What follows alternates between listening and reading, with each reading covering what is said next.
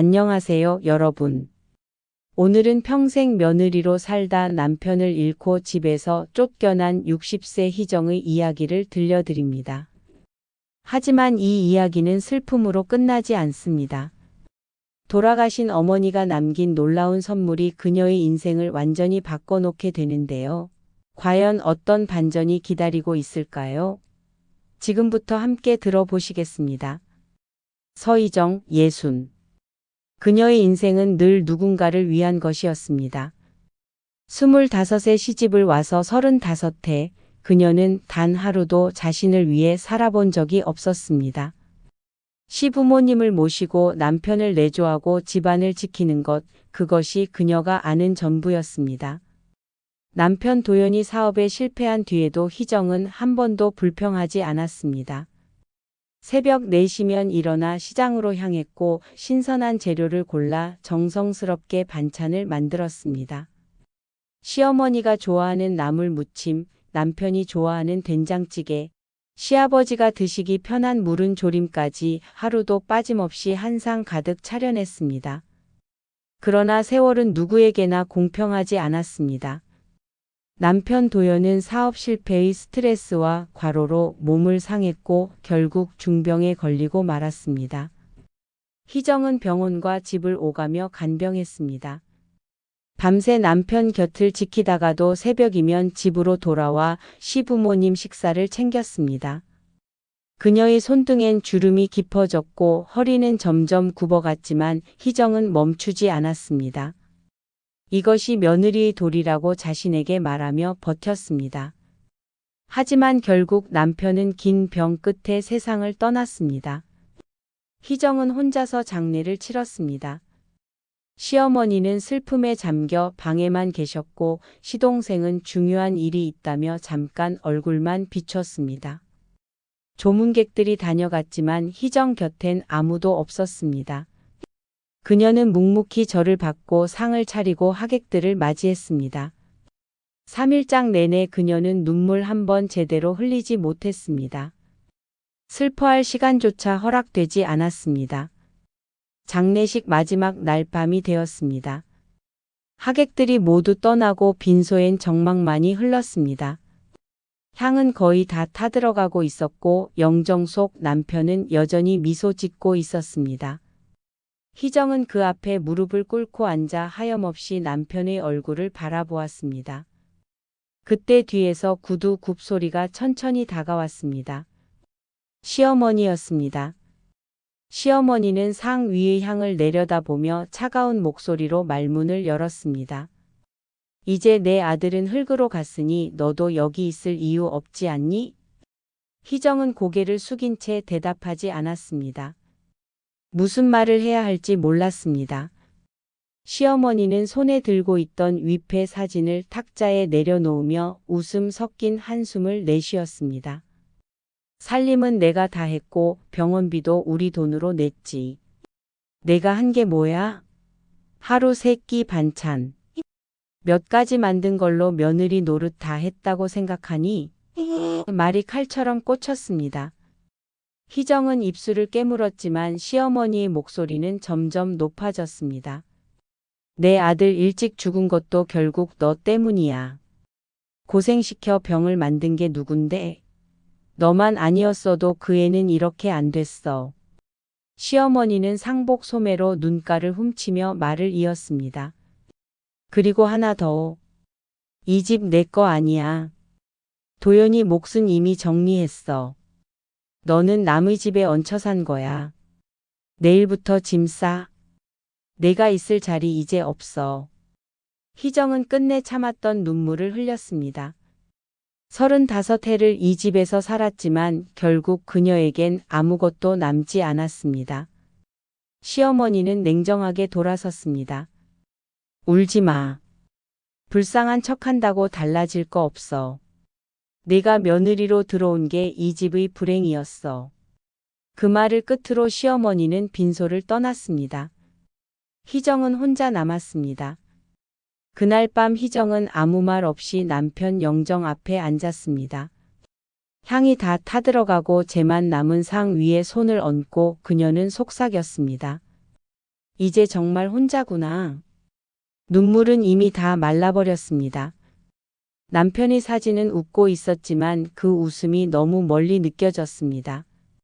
35해의 세월이 한순간에 무너졌습니다. 그녀가 쌓아온 모든 것이 아무 의미 없는 것이 되어버렸습니다.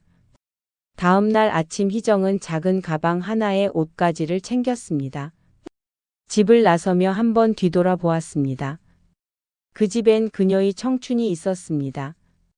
밤새 아이를 재우던 방, 설거지하던 부엌, 빨래를 널던 마당, 모든 것이 그녀의 땀과 눈물로 지켜온 공간이었습니다. 하지만 이제 그곳은 그녀의 집이 아니었습니다. 희정은 고개를 돌려 천천히 걸음을 옮겼습니다. 60의 나이에 그녀는 다시 시작해야 했습니다. 희정은 친정집으로 돌아갔습니다. 20년 전 어머니가 돌아가신 후 아무도 살지 않던 오래된 다세대 주택이었습니다. 낡은 대문을 열자 묵은 먼지 냄새가 코를 찔렀습니다. 창문엔 거미줄이 쳐져 있었고 마루엔 누런 때가 가득했습니다. 방 한 칸에는 돌아가신 어머니의 사진이 놓여 있었습니다. 사진 속 어머니는 한복을 입고 환하게 웃고 계셨습니다. 희정은 그 앞에 무릎을 꿇고 앉았습니다. 엄마, 저 왔어요. 이제 갈 데가 없어서 왔어요. 목소리가 떨렸습니다. 그동안 참았던 모든 감정이 한꺼번에 터져 나왔습니다. 희정은 어머니 사진을 끌어안고 한참을 울었습니다. 어머니는 평생 식당에서 일하며 혼자 희정을 키우셨습니다. 아침부터 밤늦게까지 주방에 서서 설거지를 하고 홀에서 손님을 맞이하셨습니다. 그 고된 삶 속에서도 어머니는 늘 희정에게 웃는 얼굴을 보여주셨습니다. 희정아, 엄마는 괜찮아. 너만 행복하면 돼. 어머니는 늘 그렇게 말씀하셨습니다.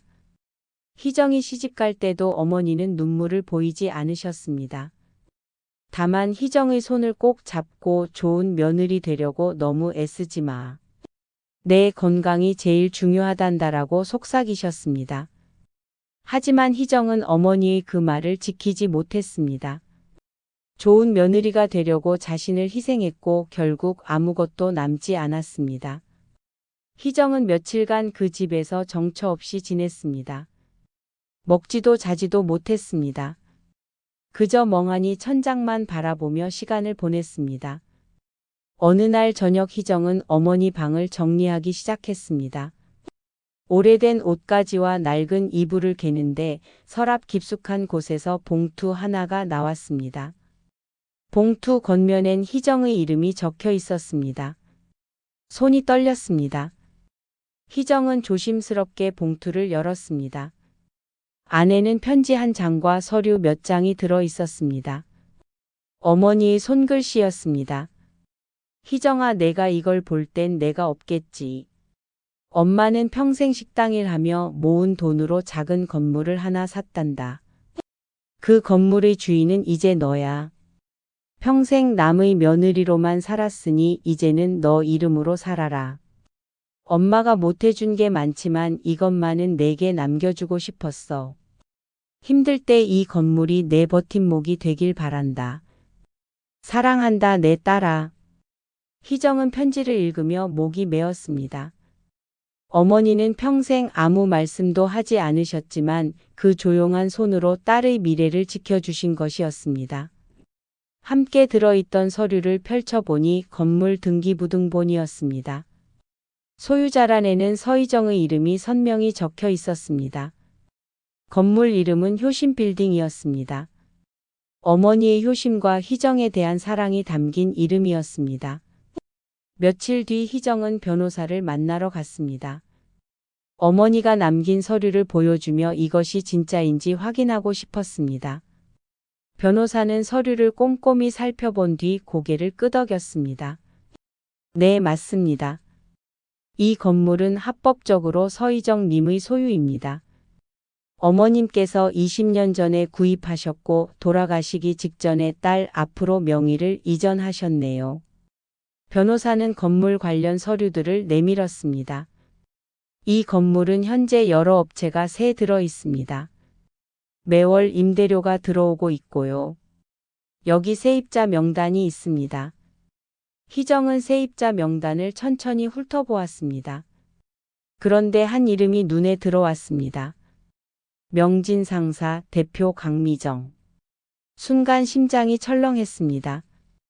강미정은 시어머니의 이름이었습니다. 이 회사가 언제부터 여기 있었나요? 희정이 물었습니다. 변호사는 서류를 확인하며 대답했습니다. 15년 전부터입니다. 꽤 오래된 세입자네요. 매월 임대료도 성실히 내고 있고요. 희정은 입술을 깨물었습니다. 시어머니가 운영하는 회사가 어머니 건물에 새 들어 있었다니, 이것은 운명의 장난일까요? 아니면 신의 배려일까요? 변호사는 덧붙였습니다. 참고로 세입자들은 건물주가 누구인지 모릅니다. 관리는 부동산 회사가 대행하고 있거든요. 원하신다면 지금이라도 건물주 신분을 밝히실 수 있습니다. 희정은 고개를 끄덕였습니다. 그녀의 머릿속엔 계획이 서서히 그려지기 시작했습니다. 그날 밤 희정은 어머니 사진 앞에 앉았습니다. 엄마, 이게 무슨 일이에요? 저를 쫓아낸 그 사람들이 엄마 건물에 새 들어 살고 있다니. 희정은 웃음과 눈물이 동시에 나왔습니다. 이것은 분명 어머니가 하늘에서 준비하신 일이라고 생각했습니다. 희정은 결심했습니다. 이제 더 이상 당하고만 살지 않겠다고, 자신의 권리를 찾고 당당하게 살겠다고 다짐했습니다. 어머니가 남겨주신 이 선물을 헛되이 하지 않겠다고 마음먹었습니다. 시간은 흘러 어느 봄날이 되었습니다. 희정은 효신빌딩을 관리하며 조용히 살고 있었습니다. 건물 임대료로 생활하며 어머니 산소도 자주 찾아갔습니다. 그동안 한 번도 시댁 사람들과 마주친 적이 없었습니다. 그들은 여전히 자신이 누구의 건물에서 일하는지 몰랐습니다. 희정은 굳이 먼저 나서지 않았습니다. 때가 오면 자연스럽게 알게 될 것이라고 생각했습니다. 어느 날 우편함에서 고급스러운 초대장 하나를 발견했습니다. 명진 상사 신사옥 오픈 기념행사, 장소는 효신빌딩 1층 로비. 시어머니와 시동생이 사무실을 확장하며 큰 행사를 연다는 내용이었습니다. 희정은 초대장을 천천히 읽었습니다. 그들은 자신이 쫓아낸 며느리의 건물에서 성공을 자축하려 했습니다. 이 아이러니한 상황에 희정은 쓴 웃음을 지었습니다. 행사 당일이 다가왔습니다. 희정은 옷장에서 검은색 정장을 꺼냈습니다. 어머니가 살아계실 때 사주셨던 옷이었습니다. 희정아, 좋은 옷 한 벌쯤은 있어야지. 중요한 날 입으렴. 어머니의 목소리가 귓가에 맴돌았습니다. 희정은 정장을 입고 거울을 보았습니다. 거울 속 자신은 더 이상 주눅든 며느리가 아니었습니다. 당당한 건물주의 모습이었습니다. 행사장에 도착하자 화려한 꽃장식과 축하 현수막이 눈에 들어왔습니다. 하객들은 샴페인을 들고 담소를 나누고 있었습니다. 희정은 조용히 뒤쪽에 서서 상황을 지켜보았습니다. 시어머니 강미정은 붉은색 한복을 입고 웃으며 사람들을 맞이하고 있었습니다. 시동생도 양복을 차려입고 명함을 돌리며 인사했습니다. 그들의 얼굴엔 자신감이 넘쳤습니다. 행사 사회자가 마이크를 잡고 말했습니다. 존경하는 내외분 여러분, 명진 상사가 새로운 도약을 준비합니다. 오늘 이 자리를 빌려 감사의 말씀을 전하고자 합니다. 박수가 터져 나왔습니다. 강미정이 단상에 올라 인사말을 시작했습니다. 오늘 이렇게 많은 분이 축하해 주셔서 감사합니다. 저희 명진 상사는 15년 전 작은 사무실에서 시작했습니다. 오늘 이렇게 성장할 수 있었던 것은 여러분의 성원 덕분입니다. 희정은 숨을 깊이 들이마셨습니다. 이제 때가 되었습니다. 그녀는 행사 주최 측 직원에게 다가가 조용히 말했습니다. 저는 이 건물의 소유주입니다. 잠깐 인사 말씀드려도 될까요? 직원은 놀란 표정으로 희정을 바라보았습니다. 건물주님이세요? 알겠습니다. 잠시만 기다려 주세요. 직원은 사회자에게 귓속말을 했고 사회자는 놀란 표정으로 희정을 쳐다보았습니다. 곧이어 마이크에 대고 말했습니다. 여러분, 오늘 특별한 손님이 오셨습니다. 이 효신빌딩의 소유주께서 직접 참석하셔서 축하 말씀을 해주신다고 합니다. 장내가 술렁였습니다. 강미정의 얼굴에 당혹감이 스쳤습니다. 시동생도 고개를 갸우뚱하며 주위를 둘러보았습니다. 희정은 천천히 단상으로 걸어갔습니다. 하나하나 계단을 오르는 그 순간이 마치 영화의 한 장면처럼 느껴졌습니다. 마이크를 건네받은 희정은 잠시 숨을 고르고 조용히 입을 열었습니다. 안녕하세요, 여러분. 저는 이 효신빌딩의 소유주 서희정입니다. 그 순간 강미정의 얼굴이 하얗게 질렸습니다. 시동생도 입을 벌린 채 얼어붙었습니다. 희정은 침착하게 말을 이었습니다. 이 건물은 제 어머니가 평생 식당 일을 하며 모은 돈으로 세우신 곳입니다. 건물 이름이 효신빌딩인 이유는 어머니의 효심과 딸을 향한 사랑이 담겨 있기 때문입니다. 장내가 조용해졌습니다. 모두가 희정의 말에 귀를 기울였습니다. 어머니는 제가 평생 남의 며느리로만 살 것을 아셨습니다. 그래서 언젠가 제가 의지할 곳이 필요할 거라 생각하셨죠. 희정은 강미정을 바라보았습니다. 두 사람의 시선이 공중에서 마주쳤습니다. 예전엔 저도 이 건물의 주인인 줄 몰랐습니다. 하지만 이제는 압니다. 제가 누구인지 그리고 제 자리가 어디인지 알게 되었습니다. 희정의 목소리는 떨리지 않았습니다. 오히려 담담하고 힘이 있었습니다. 명진 상사의 성장을 축하드립니다. 앞으로도 좋은 관계로 함께하길 바랍니다. 희정은 고개를 숙여 인사하고 단상에서 내려왔습니다. 장내엔 어색한 침묵이 흘렀습니다. 그리고 누군가 박수를 치기 시작했고 곧 모두가 따라 박수를 쳤습니다. 희정은 조용히 행사장을 빠져나왔습니다. 뒤에서 누군가 그녀를 불렀습니다. 희정 씨. 시동생이었습니다. 그는 당황한 표정으로 희정에게 다가왔습니다. 형수님, 이게 대체 어떻게 된 일입니까? 희정은 미소를 지으며 대답했습니다. 모르셨나요? 세상엔 알려지지 않은 진실이 많습니다. 저도 최근에야 알게 되었어요. 시동생은 할 말을 잃었습니다. 희정은 그를 지나쳐 걸어갔습니다. 그녀의 뒷모습은 더 이상 구부러지지 않았습니다. 당당하고 곧게 뻗어 있었습니다. 행사가 끝난 뒤 며칠이 지났습니다. 희정은 효신빌딩 옥상 정원을 가꾸고 있었습니다. 어머니가 좋아하셨던 코스모스를 심으며 조용한 시간을 보내고 있었습니다. 그때 뒤에서 발소리가 들렸습니다. 돌아보니 강미정이 서 있었습니다. 시어머니는 화려한 옷 대신 수수한 검정 원피스를 입고 있었습니다. 얼굴엔 화장기도 없었고 눈가엔 핏기가 없어 보였습니다. 희정아. 강미정이 조심스럽게 입을 열었습니다. 희정은 손에 쥐고 있던 모종삽을 내려놓고 일어났습니다. 어머니, 무슨 일이세요? 희정의 목소리는 냉정하지도 다정하지도 않았습니다. 그저 담담했습니다. 강미정은 몇 걸음 다가와 희정 앞에 섰습니다. 할 말이 있어서 왔어. 앉을 수 있을까? 희정은 고개를 끄덕이고 벤치를 가리켰습니다. 두 사람은 나란히 앉았습니다. 한동안 아무도 말이 없었습니다. 바람이 불어와 코스모스가 흔들렸습니다. 강미정이 먼저 입을 열었습니다.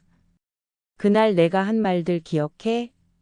희정은 대답하지 않았습니다. 기억하지 않을 수가 없었습니다. 그날의 말들은 아직도 가슴에 못처럼 박혀 있었습니다. 나도 기억해. 하나도 안 잊혀. 강미정의 목소리가 떨렸습니다. 너를 쫓아낸 거 내 탓이라고 한 거 모두 기억해. 그런데 희정아, 그게 다 내 두려움이었어. 희정은 시어머니를 바라보았습니다. 그녀의 눈엔 눈물이 고여 있었습니다.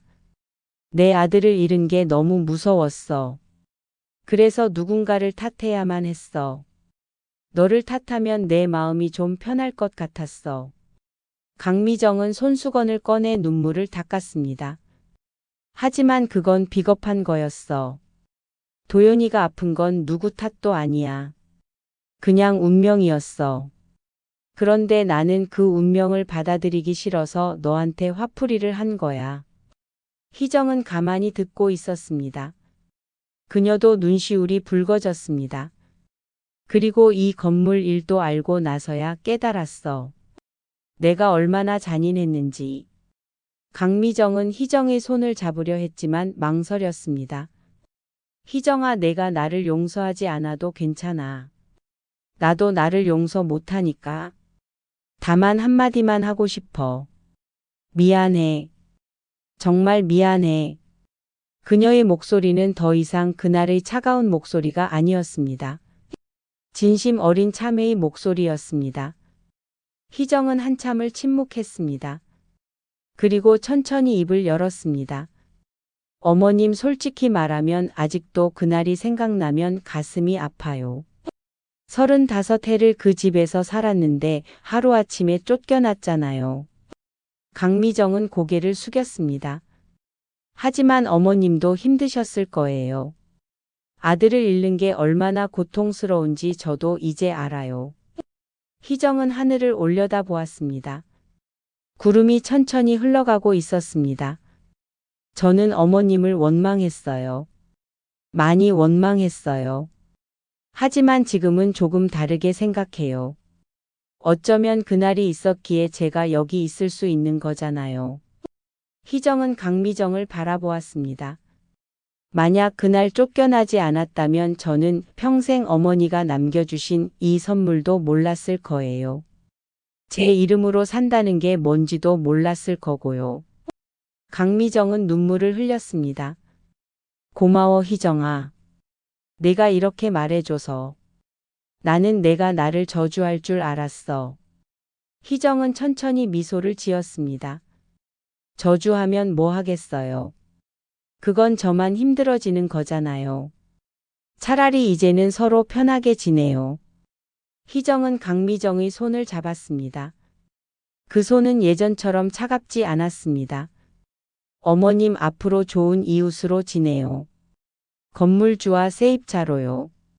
희정의 말에 강미정은 고개를 끄덕였습니다. 그래, 그렇게 하자. 그리고 희정아, 너 참 훌륭하게 컸구나. 내가 며느리 복이 없었던 게 아니라 내가 며느리를 알아보지 못했던 거야. 두 사람은 한참을 그렇게 앉아 있었습니다. 말없이 코스모스가 흔들리는 것을 바라보았습니다.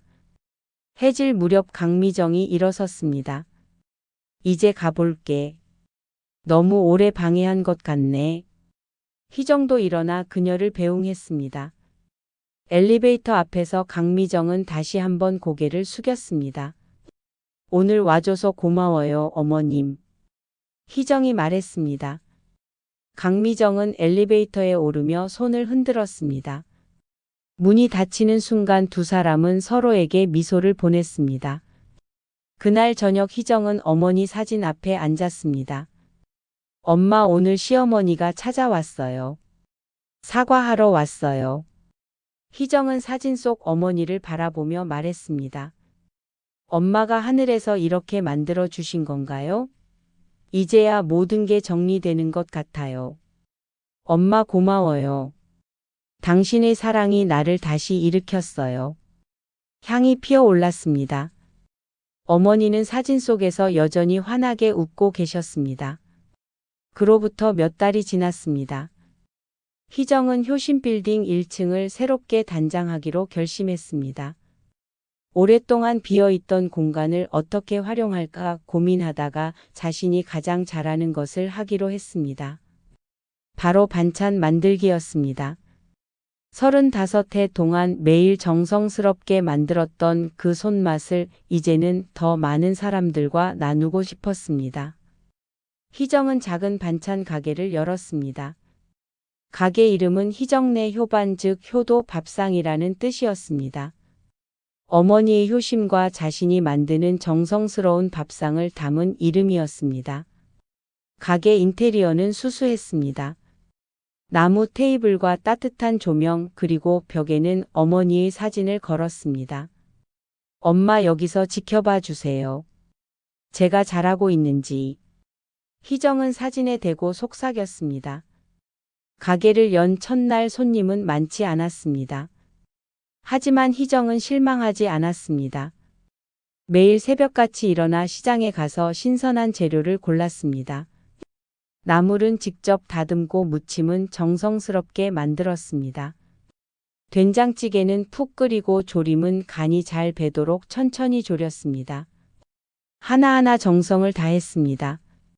마치 가족에게 만들어주듯이 말입니다. 일주일쯤 지났을 때 한 할머니가 가게에 들어왔습니다. 여기가 그 반찬집이죠? 옆집 할머니가 여기 나물이 맛있다고 해서 왔어요. 희정은 환하게 웃으며 반찬들을 보여드렸습니다. 어머님 입맛에 맞는 걸로 골라드릴게요. 할머니는 여러 가지를 맛보더니 고개를 끄덕였습니다. 이야 이거 옛날 우리 엄마 손맛이네. 요즘 이런 맛 내는 데가 없는데. 그 할머니는 단골이 되었고 친구들을 데려왔습니다. 입소문이 나기 시작했습니다. 거기 사장님이 직접 만드시는데 정성이 대단해. 양도 넉넉하고 가격도 착해. 맛있어서 자꾸 생각나. 점점 더 많은 사람이 가게를 찾았습니다.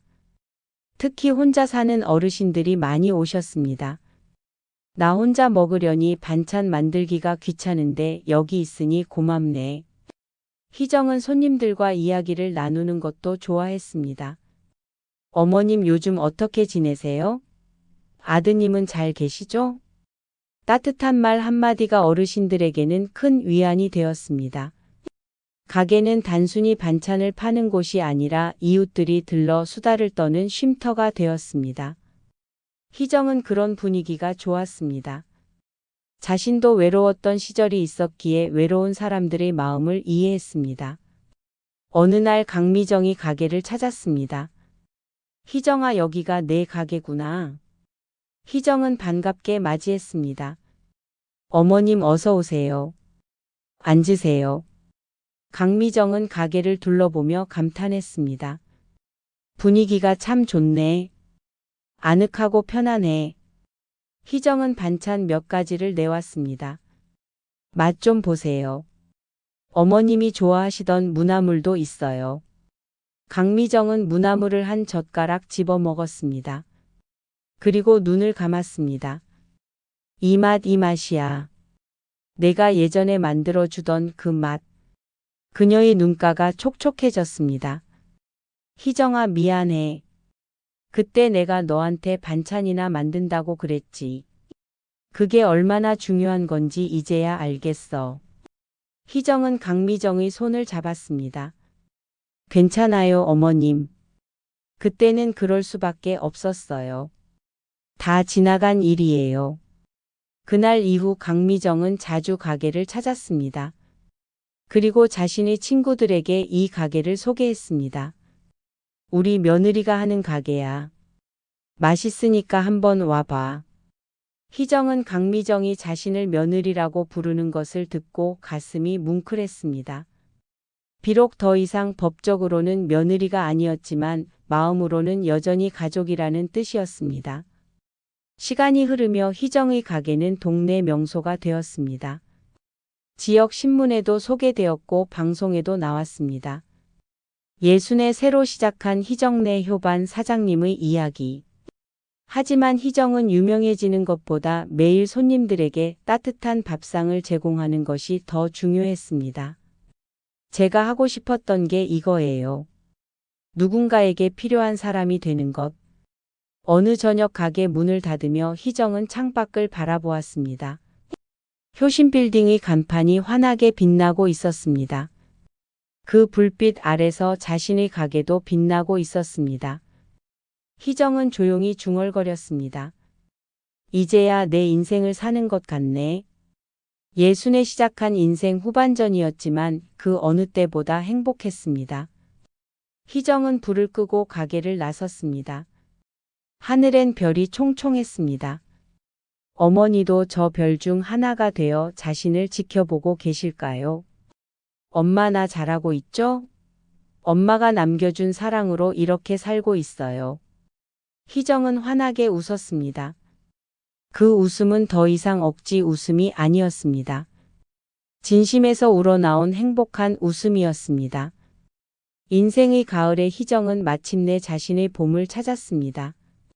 여러분, 오늘 희정의 이야기 어떠셨나요? 평생 누군가의 며느리로만 살았던 여자가 예순의 나이에 자기 이름으로 다시 태어났습니다.